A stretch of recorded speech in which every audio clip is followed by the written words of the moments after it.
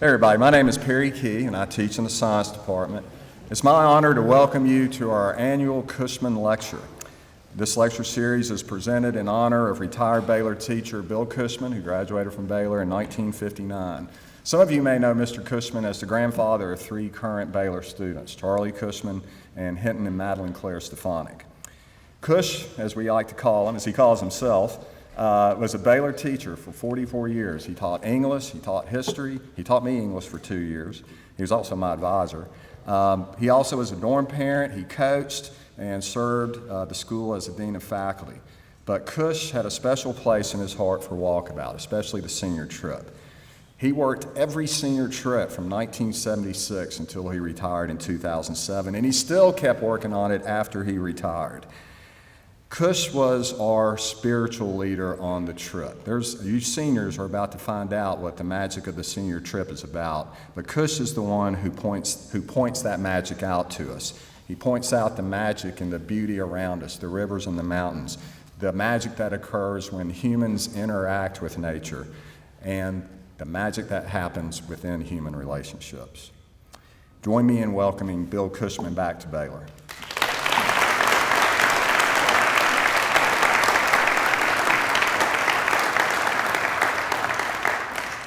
As proof of Cush's lasting influence, we have a couple of more folks to recognize. Larry King, not that Larry King, was on the Baylor faculty for just a couple of years in the late 70s, early 80s, like 79 to 80. But Baylor and Cush in particular made a strong enough impression on him that he has supported and stayed in touch with Cush all these years, and he and his wife Jen have supported this lecture series since its inception. Also, Chris Moore, class of 1968, is one of the creators of Walkabout and the senior trip and a longtime friend of Cush. Please welcome Larry and Jen and Chris Moore back to Baylor.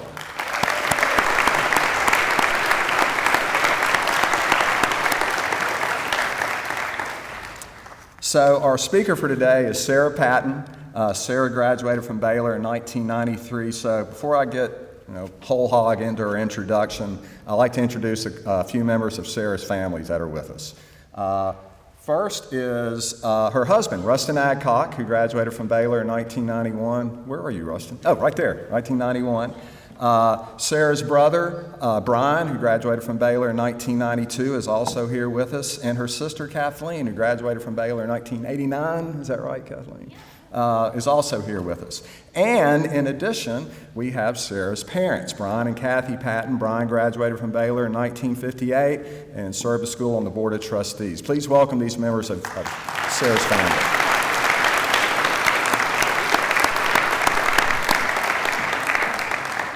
So after Sarah graduated from Baylor, she went on to Cornell, got her bachelor's degree in English, and then made her way back to Chattanooga and Baylor and taught English and worked with Walkabout for a couple of years.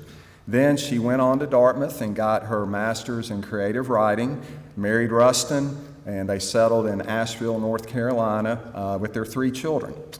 When Sarah was a student at Baylor, I was teaching here, so I knew who she was, but I didn't really know Sarah because I never taught her. But everybody knew who Sarah was. I mean, she was one of those students. She was a class leader. She's going to hate me for this, but if you look up in the yearbook, she was on the honor council. She was on the round table. She won the Jumonville Award, which we just voted for yesterday. She was selected for the first what became the Joe Key Award. She was one of those students that as a faculty member I look at and go, I want to be like that when I grow up. I didn't really get to know Sarah, though, until she came back to Baylor to teach. And what I discovered about Sarah is that she is kind, she's funny, and she is supremely relatable. Whenever I speak with Sarah, I feel heard and understood, and I think that's true for anybody who engages with her. She's quick to see the humor in a situation, which is a necessary survival skill in life. And her ability to empathize, I think, enables her to connect with people in a genuine way. And I think she uses her understanding of human nature to great effect in her writing. Her characters are really well developed and they're so relatable, and it just immediately pulls you in when you read about those characters.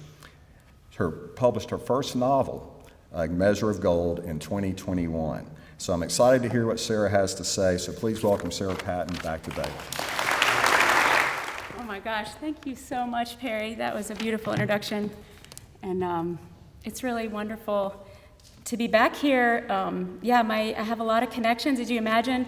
My whole family is here because I also grew up in Chattanooga, which is such a beautiful place and holds a beautiful place in my heart, and I come back here often. My sister actually was one of the first graduating class of women that came through the school, and I actually was part of the second class, co-ed class, to come all the way through. So it was a time of transition and growth for the school. I don't think anybody's ever looked back and regretted that decision. I think it's shaped very much what the school's become, and it's wonderful to be back here in this chapel. Although I will say I did try to avoid standing right here for the 6 years I was at Baylor because I was a little bit shy. So I remember the pews, and I remember thinking, God, I really don't want to ever stand up there.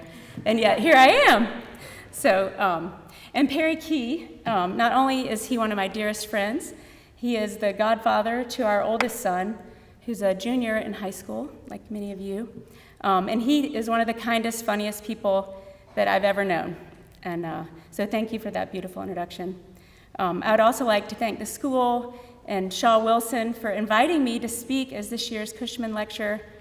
I'm thrilled to see Bill here today, and I'm so honored to be back here. This school holds a very profound place in my heart. Truly, honestly, I can say that Baylor laid the groundwork for virtually all the greatest parts of my life. Most significantly, I married someone who graduated a few years ahead of me, Rustan Adcock. We have 3 teenagers, like I said, and live in Asheville. He's sitting right there beside my brother and sisters, and I'm thankful to have them here today. In fact, so many of my dear friends are in this audience, and it's such a strong testament to this place. Baylor's unique because of the depth of its community, its mentors, its teachers, colleagues, the campus, the river. The list of reasons why to love this school pretty much goes on and on. Bill Cushman was a profound part of my Baylor experience as well, shaping the school in quite significant ways, like Perry talked about. He brought notable writers to come speak at the school so they might inspire us with their novels and stories. And well before the well-known nonfiction genre of adventure stories ever really existed, books like Into Thin Air or Touching the Void, Bill brought some of the greatest adventurers of our time through the halls of Baylor or on senior trip to tell their stories. He reveled in those adventures with an almost boyish excitement. Cushman himself is a remarkable storyteller. You know why? Because he understands the importance of narrative and voice and how it can move people. He understands that the way to teach history best is to tell it as a story. Why?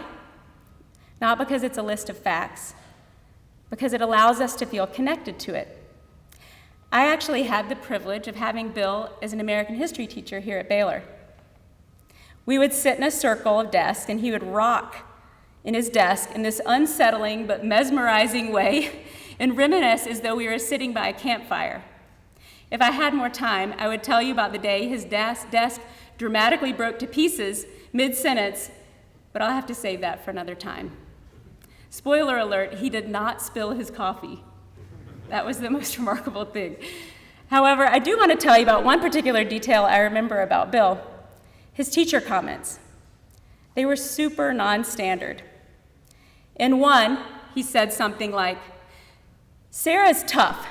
She has accomplished the impossible this quarter. With such stamina, grace, and speed, she gives more and more and more at every twist and turn. 1 foot in front of the other, I would climb any great mountain with her."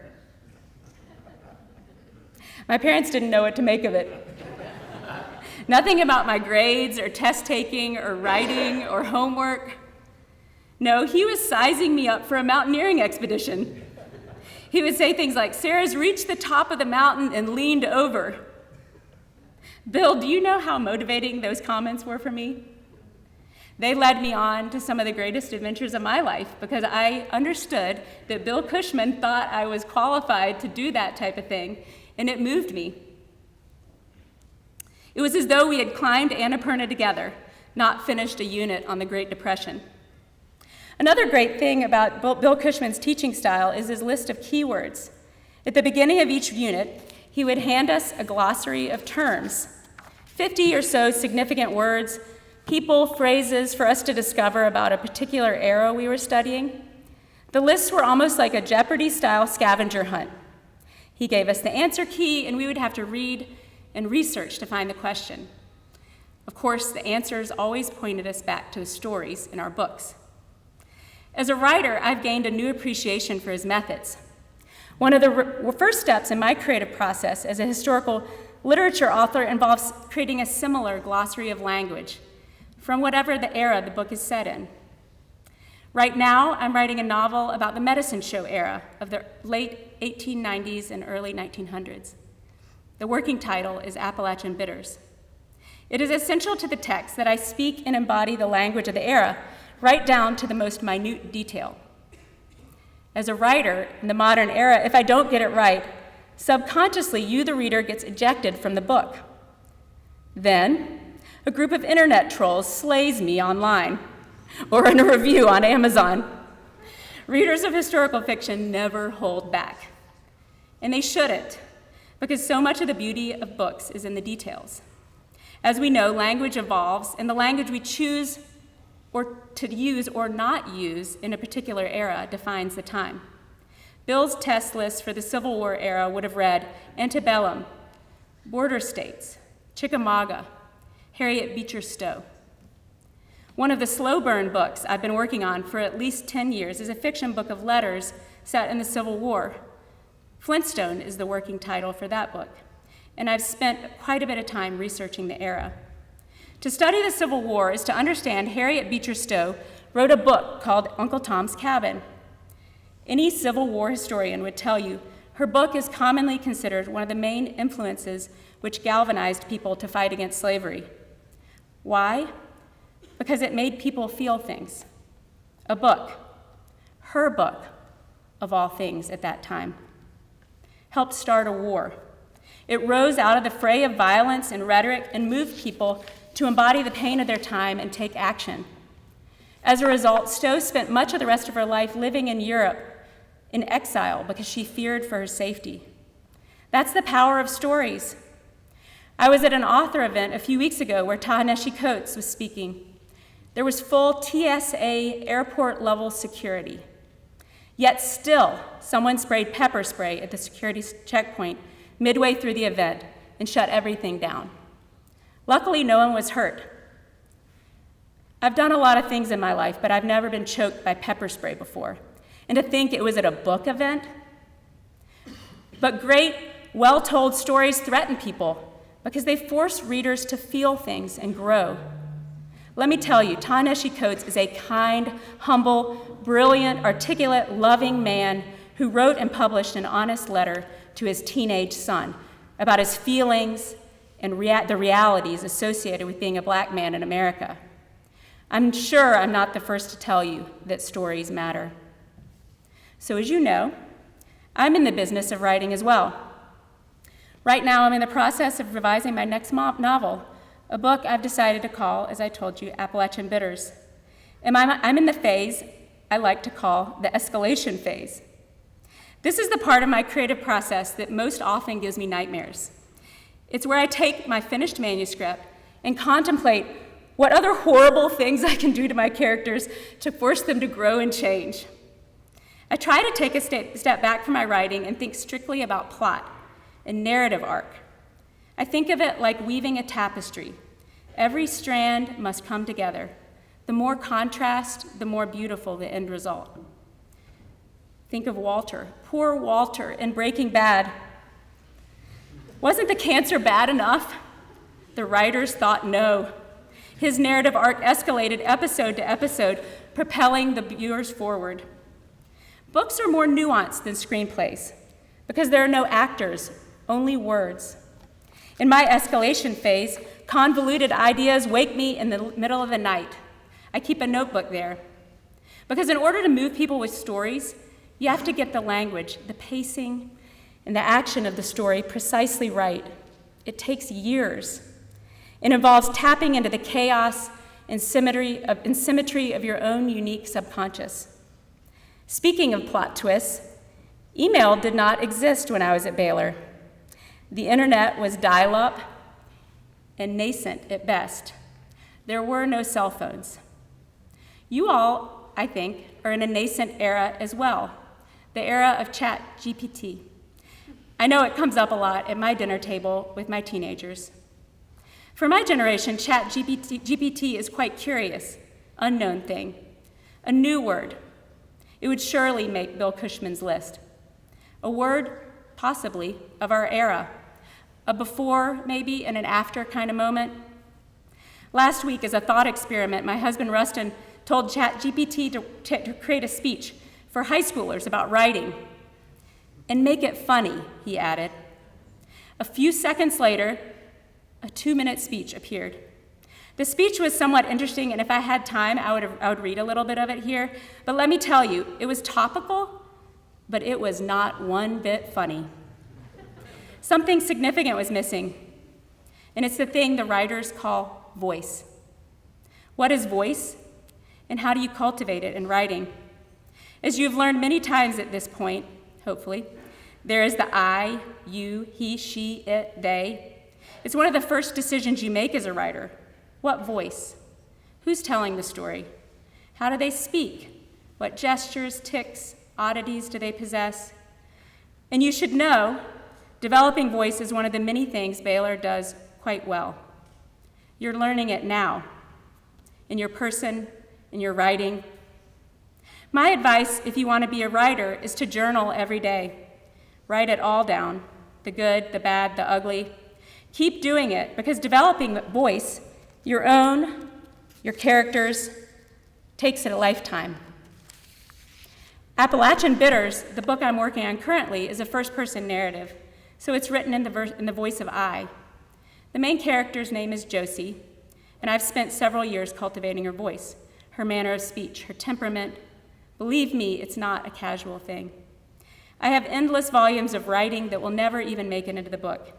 Typically, at least half of what I write never makes it into the book. I create voice journals for each character, then divide the text in half, and then in half again. It's brutal.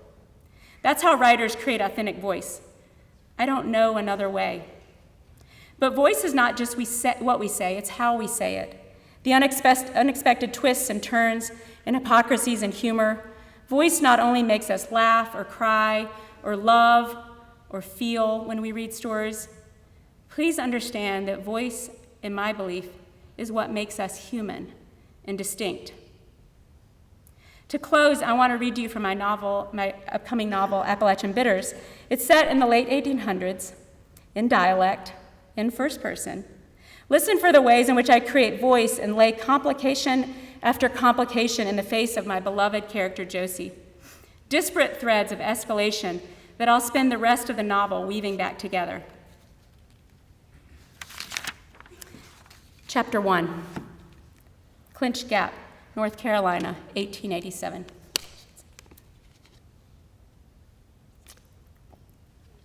Sunday was laundry day, so I stood bent forward and half skewered by the heat as I held my dusty biscuit in one hand and stirred a miserable boiling pot of sheets with a paddle in my other. No door, no lock, no road to speak of. We felt lucky to still have our teeth. You see, that was the way it was back then. Bored and hungry in the early, thin days of summer, for us, nothing much happened, and time moved tired and thick as that slow-boiling pot of laundry. I remember it was nearly noon by the time some portly stranger, hat in hand with a merry but doomed name like Orion, set his feet upon our front steps and cried out, "Eureka!" Through the hole in the wall people mistook for our front door. This fancy, bearded man looked right through our wall straight to me. At first glance, I thought he was my grandpa, Sarge, dressed up for a prank.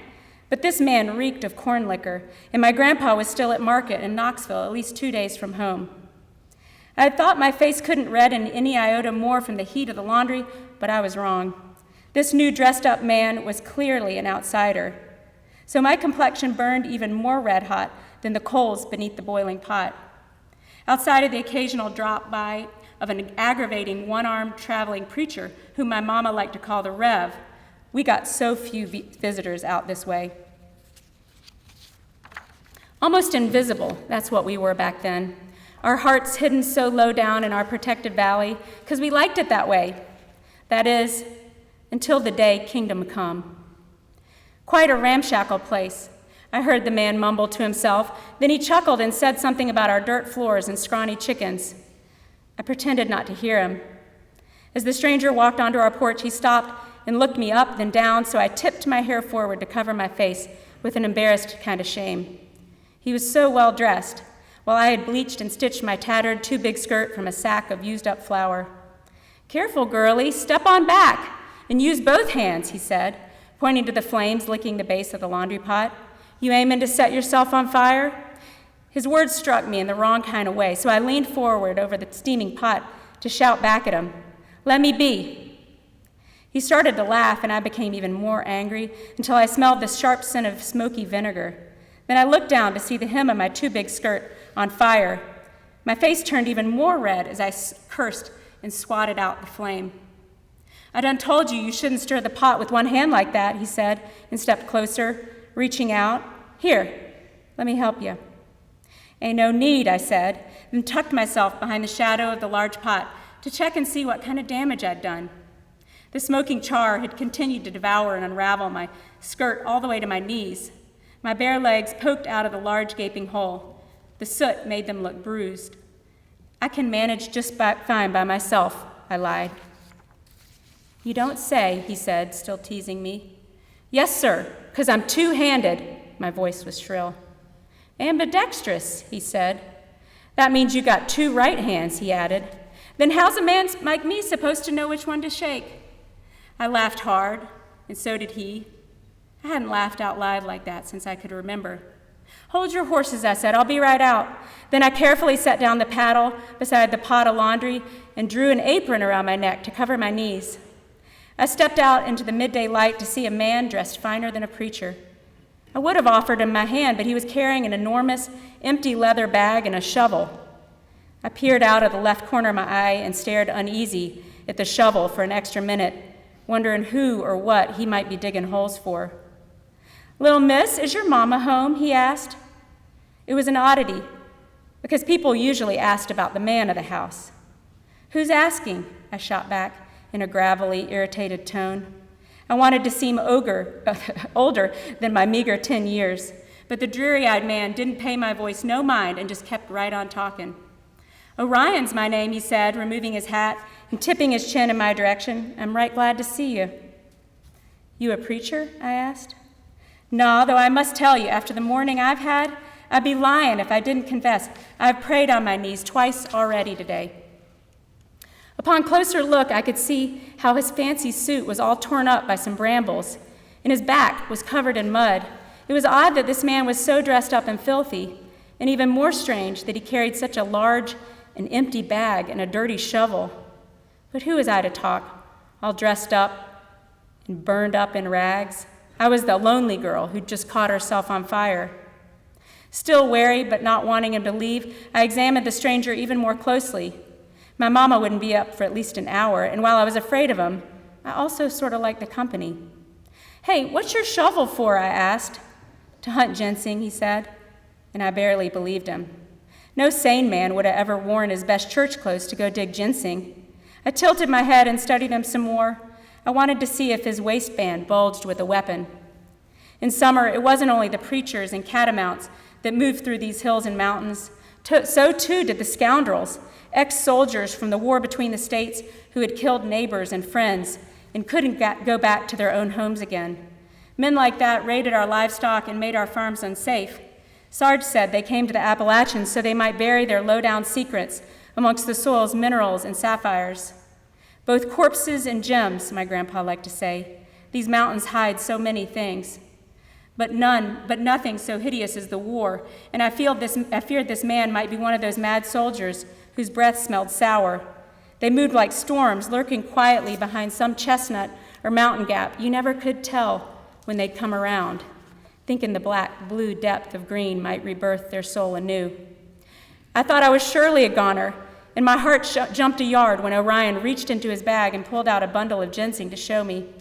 As I gazed at the hefty root, it looked to me as though a handcuff fell out from the sleeve of his fancy jacket, but he tucked it away too quickly and shoved the ginseng between us, waving it around to distract me. I couldn't run off and hide because Mama was still asleep in the cabin, but I reckoned his bag was nearly enough to carry my body away, then bury me with his shovel, so I stood guard beside the loom on our front porch as the man tried to hand me the dirty root. "Is that blood on your forehead?" I asked. He coiled away from me, then sniffled as a tear came fast and disappeared into his beard. Orion pulled the handkerchief from his pocket and wiped drops of blood and mud and sweat from his brow. Then more tears came, and he started to sob. His strong emotions caught me off guard, so I circled around and ran to the kitchen to bring him a cup of water and a rag. There, I said. Unfortunately, we are out of time. It's a long chapter, so I'll have to stop there. But I hope that you enjoyed it. It has been such a pleasure to be here. And if you take anything away, I hope that you understand that stories matter and voice matters. And I hope that through this place and these amazing teachers, you can go find yours. Thanks so much.